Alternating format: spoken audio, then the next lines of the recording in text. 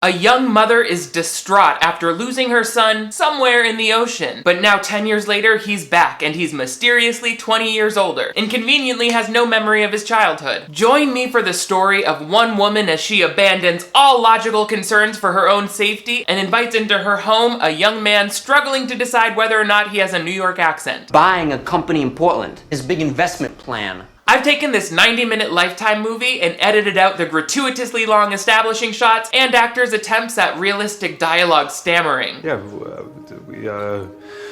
My acting coach taught me to always start my sentences 3 times. It's another Lifetime movie recap, so stay tuned for June 2018's The Wrong Son.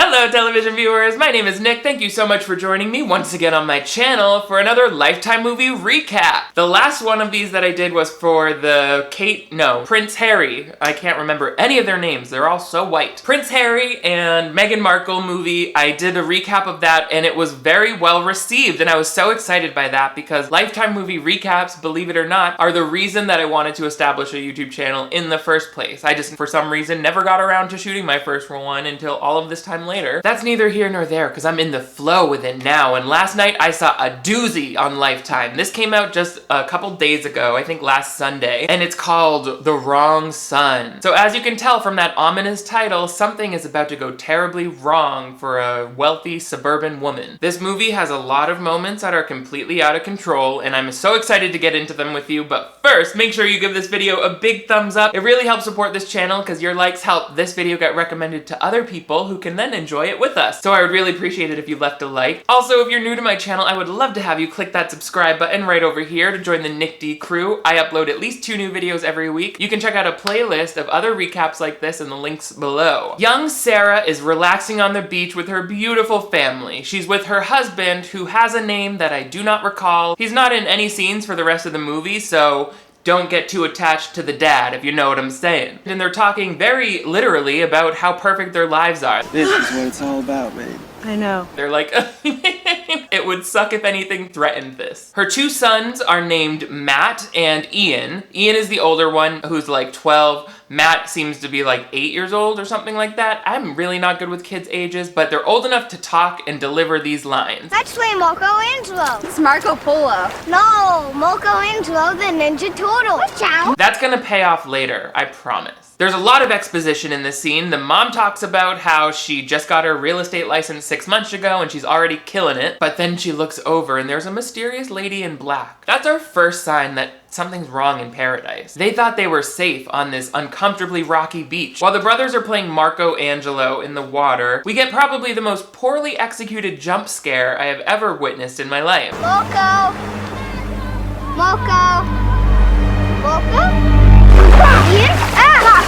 Not funny, you cheated. In the span of time it takes the human brain to be frightened by something, that kid delivered 3 full lines of dialogue. Yes? Ah! Not funny. Child actors aren't always good. Then Sarah gets distracted because, her sister-in-law comes over. She's the one with the red hair. There are like multiple sister-in-laws in this movie and it gets confusing. What are you doing here? Oh, I took your lead and joined MySpace. I saw your post about beach day. Why didn't you tell me you guys were coming up? Yes, they talk about MySpace. I guess that's a nod to the period, how it takes place 10 years in the past, but it's a little forced, don't you think? Anyway, this woman saw that her brother and his wife were going to the beach and decided to pack up her stuff, head over there, say hi, and then say, sorry, I gotta go, I didn't mean to intrude. I've intruded enough already. I don't understand your whole point of coming here. Anyway, MySpace, thanks for dropping by. While all of this is going down, Ian is down at the water and he just closed his eyes because it was Matt's turn to hide. And when he opens his eye, Marco.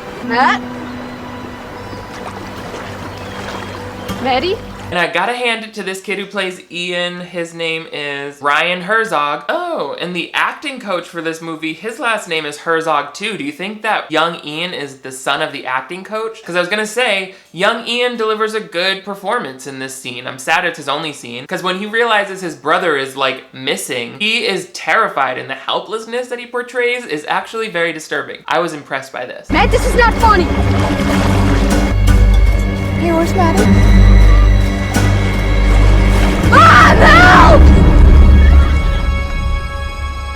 Bam! Slow motion. Sarah's world will never be the same. Always gonna be dark. Always gonna be dramatic. Next, it's 10 years later, and we join Ian as a grown man. I really thought young Ian seemed like he was 12 years old. I'm sorry, but that gentleman who plays Ian does not look 22 to me. He looks like he's in his early 30s. I guess anybody can look any age, so. Also, this kid is getting married. I feel like 22-year-olds don't often get married these days. I just feel like they could have made it 15 years later. Sarah is, of course, 10 years older. They did this by putting her hair up. That's what women do when they age. They put their hair into a ponytail and they have extremely overacted reactions to their son getting married. She's going through her whole journey in her mind. Also, clock that chair, that empty chair next to her. Something's not right. Later, they're at the wedding reception and the mom talks to her daughter-in-law. This is where I got confused because it's like the redheaded woman is the mom's sister-in-law and she has like really friendly relationships with both of these women. You're like the daughter that I never had. I get to call you mom now. That's right. And now this woman is suddenly her daughter-in-law. The only other women in Sarah's life seem to be women that she was married into their family. Would Sarah have like 0 female friends if it weren't for the wives and sisters of the men in her life? The daughter-in-law's name is Rachel, but she seems like she really takes a backseat to her husband. The mom, Sarah, and Ian are having a slow dance later on. They have the most complex conversation during this dance. It feels so dragged on and out of place that my computer could not seem to stop buffering even as it played underneath. Your dad. I was so proud of you. God, I wish he was here. I know, honey, I know. Can we move this along, please? Sarah just lost her husband like a month before this wedding. This is all discussed while they sashay silently side to side. It's so sad that your dad died. I know. It's sad that your husband died. Oh, so sweet. This time, redheaded Sarah comes over and hands the woman a glass of wine. But first she says, You look like you could use this. that is such a cliche thing for a movie character to say when they hand somebody a drink. The sister starts suddenly crying about her dead brother, God, I can't believe he's not here. as though she's not speaking directly to the woman who loved him. I know, it doesn't feel real. I kept thinking about Maddie's memorial service, and I felt like I was reliving everything all over again. What's redheaded sister's name again? Karen. I can help you with anything. Please. I'm trying to enjoy my son's wedding here. Thanks, though. Karen sees a mysterious young boy staring at her from the party, and she goes to inspect it. Oh! Excuse me. Shout out to this girl in glasses who rudely slams into Sarah and then goes right back to grooving. Sorry, good party though. Sometime later, we're at the lawyer's office. This movie doesn't care about days or how long it takes place over, so just get over that. The lawyer is talking about how the husband didn't have a will, so all of his business earnings and his life insurance will go to the children. In the event of adult children, the estate will be divided evenly between the next of kin. Now, the other son is presumed dead at this point, Maddie's memorial service. so I don't know why he talks about plural children, but whatever. I also don't know why they chose not to light the lawyer in this scene. He is sitting in the complete dark. What about the car? There was no evidence of mechanical failure. I'm afraid it was just an accident. Doesn't that seem like something the police would tell you, not the lawyer? Fair warning, Sarah drives up to a lot of houses in this movie. She pulls up to this house that she's selling and gets out, and her home stager / renovator comes out. This is Jessie. I just know her as Ponytail Girl. She will have a ponytail throughout this whole movie. This furniture is perfect. Oh, I refinished the couch. The table is a refurb. The 2 chairs in this right here, those are rentals, so those have to go back. I instantly don't trust this woman. Like, there's something unusual about her. Sarah seems to really like her. I can't believe how much easier my life is since I hired you. I'm lucky to have it work. With everything I got going on, you are like my guardian angel. Yeah, with my recently dead husband and a mysterious stranger who's stalking me, I could really use somebody who knows how to rent a couch. Sarah comes home again the next night. She gets home at night a lot, and it's very dark in her house. She gets home, turns on the one light she seems to own, pours herself a cup of tea, goes back to shut off that light, and then... When I'm trying to peer inside someone's window, I find the one that's the most well lit. Sarah actually runs out the door after this guy. Like, call the police. There's a guy hanging out outside your house. Why would you open the door to him? Well, because we gotta find out this piece of story information. Who the hell are you? I'm Matt. I'm your son. That's interesting. Come inside so we can talk about it over some hot water. Now we welcome older Matt back to the story. He explains he doesn't know how he drowned that day, but he was found further down the beach by some man. I knew my name was Matt. The rest of it was just like it was wiped clean. He had no memory of his life before that. He knew his name was Matt. Then I ended up with the Reynolds family. My foster parents were great, and I just figured it was time for me to figure out where I came from. And then I saw your face on a billboard. It was like this dam in my mind that just like busted open. I looked you up. I found this place. This is where I got really scared. Sarah, this boy just told you he has no reason to believe he's your son except for the fact that he saw your face on a billboard and found your address. Where are you staying? It's been crashing in my truck for a while now. And also, what is with this New York accent that he falls in and out of? On a billboard. He never lived in New York according to this story. He should have always lived in that area. But Sarah just seems determined to believe that this stranger is her son, so she says, If you'd like to stay here, I'd like you to meet Ian and his wife, Rachel. and she puts him in the room that she's left preserved since her son went missing. Some other amount of time later, Matthew meets his brother, Ian, and Ian seems to accept that this is really his brother. Matt seems to instantly bring up how much money Ian makes. So, Mom's not the only successful one in the family. Why do you care so much? Mom, on the other hand, is all about how much money Ian makes. Ian started his own company when he was just 17, and he sold it last year. 6 figures. Mom. What? I can't say 6 figures? Out of all of the actors, the one who plays Ian, he's like overacting all of his dialogue. Listen to him try to explain what he does for a living. Ian actually co-owns a venture capital company now. Yeah, we invest in a lot of startups, like, different tech companies.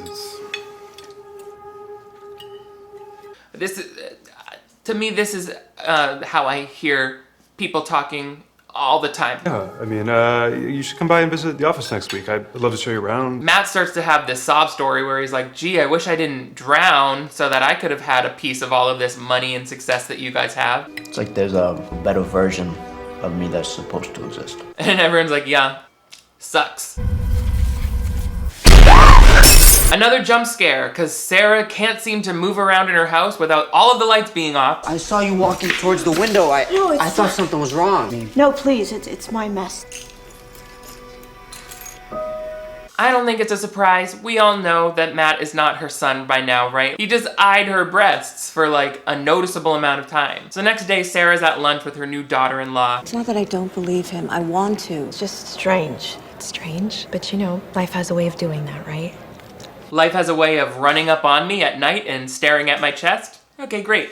Eat your potato chip now. Thanks, Rachel. Sarah admits she's suspicious about the timing of Matt showing up out of the woodwork now. And Matt has every right to his sharing, especially after everything he's been through. But the fact that he shows up now... Look, I have a detective friend in the department. If you want, I could ask him to do some digging. See if there are any red flags in Matt's history. You don't have to tell him, but you do have a right to know. Ooh, a department detective. Rachel, you just have all the hot tips with your potato chips. Ian is at the office with Matt, and Matt is all impressed by this unimpressive office. Here we are. Wow. And you got all these people working under you, doing whatever you want? Yes, I need them to do everything for me because, as you see, I don't even have a computer. It's actually something I want to talk to you about. This is where Ian lets Matt know that he wants to invest in this tech startup that's going to revolutionize home entertainment. It's a little company in Portland. I want you to come in on it with me and watch this thing blow up together.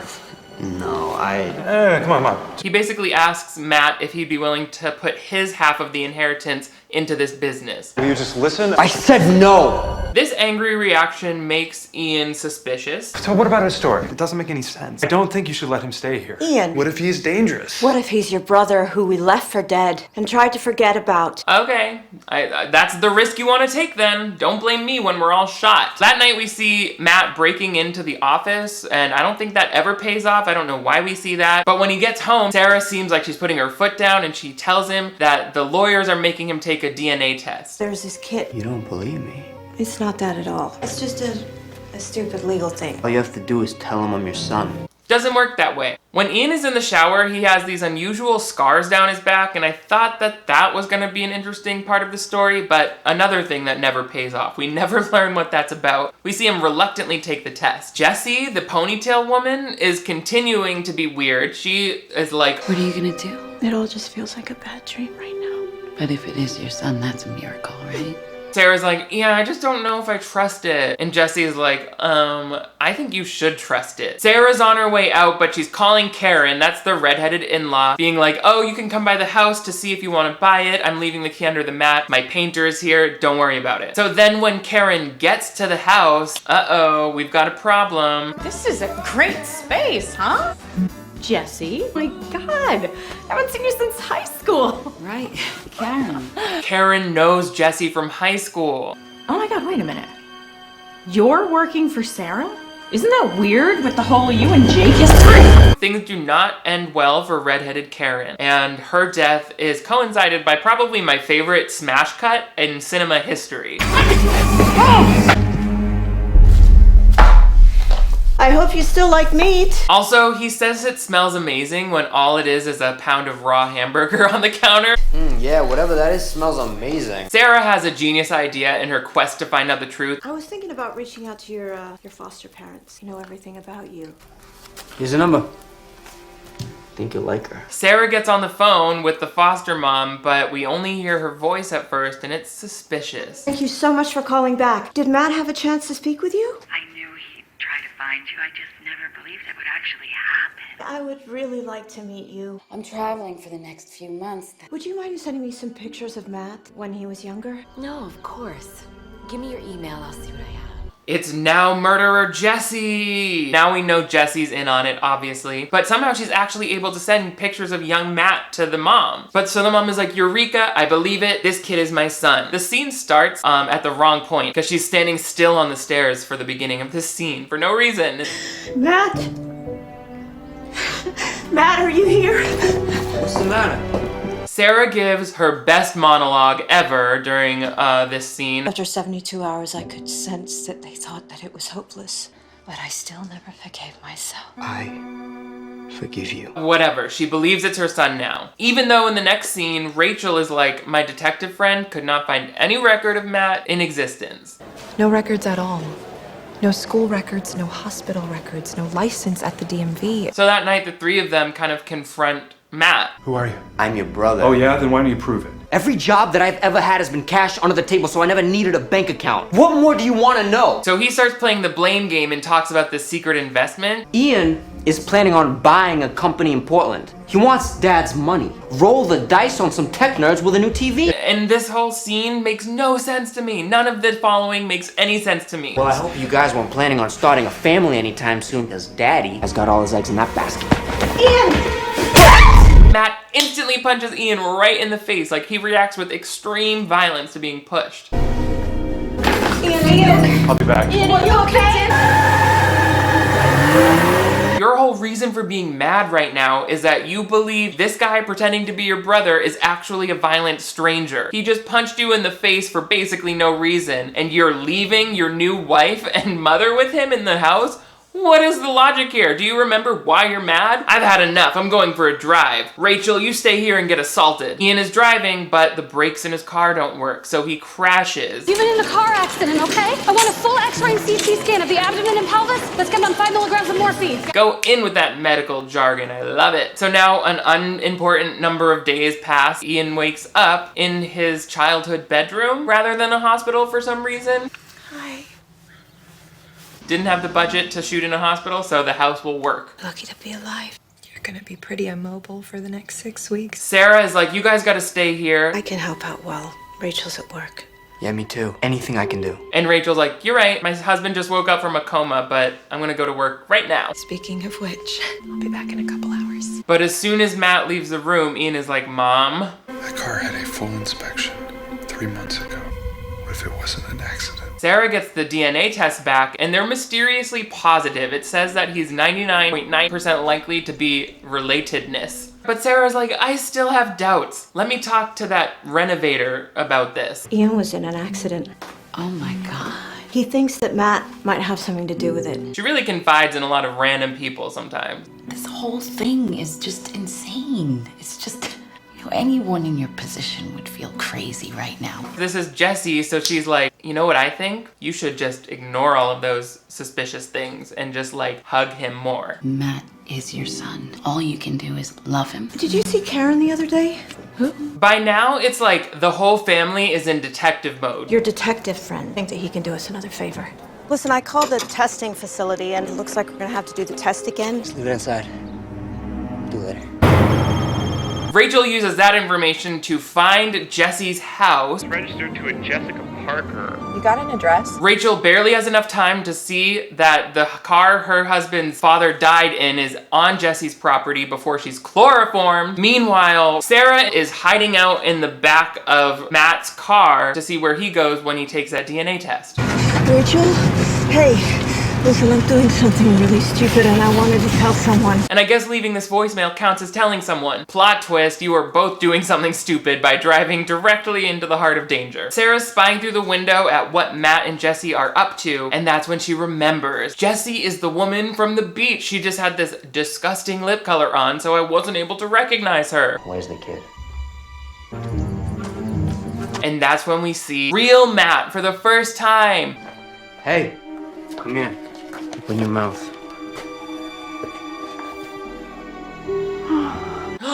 My son, he's in that room painting something for 10 years.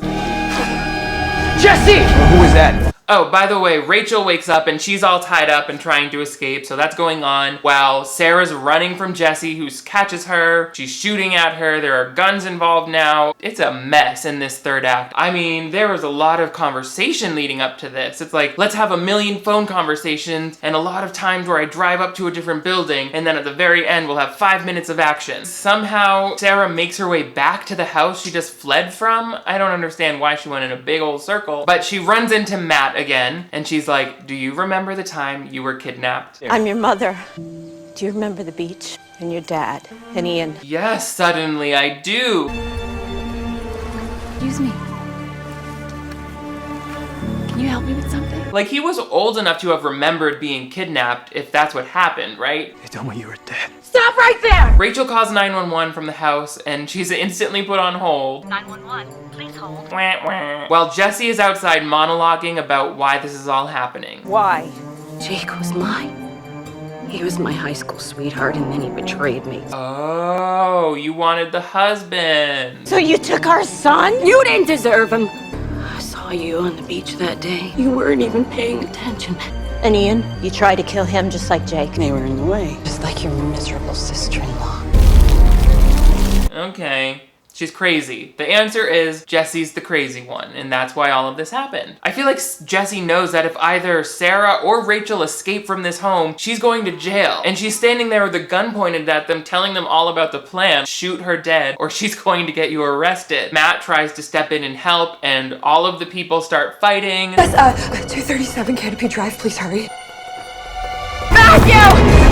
I love you. I raised you. You're my son. I'm not your son. I don't know who I am. You sent my cousin to pretend to be me. Do you know how hard it is to raise a kid all by yourself? Sarah actually talks Matt out of killing his abductor. You don't have to do this. You can finally go home. No! You stay away from my son. I love that blood effect, actually. It feels very realistic to me, so kudos to that.